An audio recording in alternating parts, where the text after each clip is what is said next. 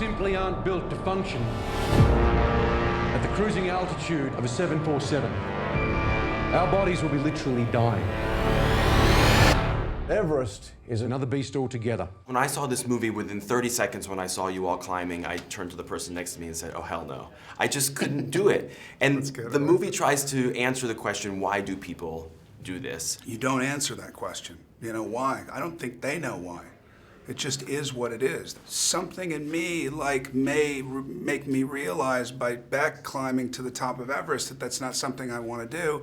For the next person, it's the very thing that now I suddenly realize that I want to do. When you're making a movie like this, how often do you have in mind that the family members and loved ones of the people that you're playing are going to see it? Is that something that weighs heavily? I didn't realize how much the story had affected Scott Fisher's family, the character that I play, and how every story sort of needs sort of an antagonist in a way, and that he had in other, you know, portrayals become that in a way.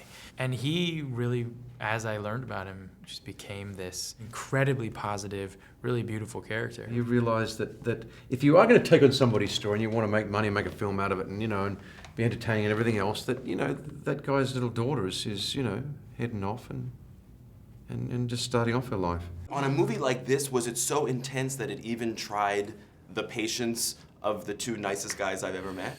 Yes. Yeah. I was, I think, not pleasant to be around for a good portion of the early part of the trip. We all kind of took turns, I think. For him, it was the beginning, and we were there to help him up.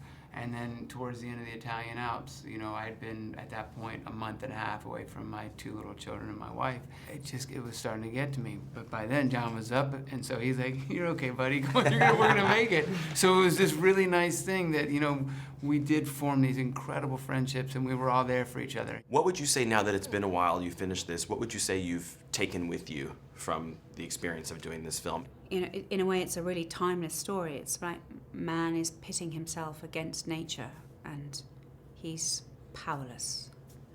And there's a kind of chaos to that mountain that just pervades. If anyone can make it, you can.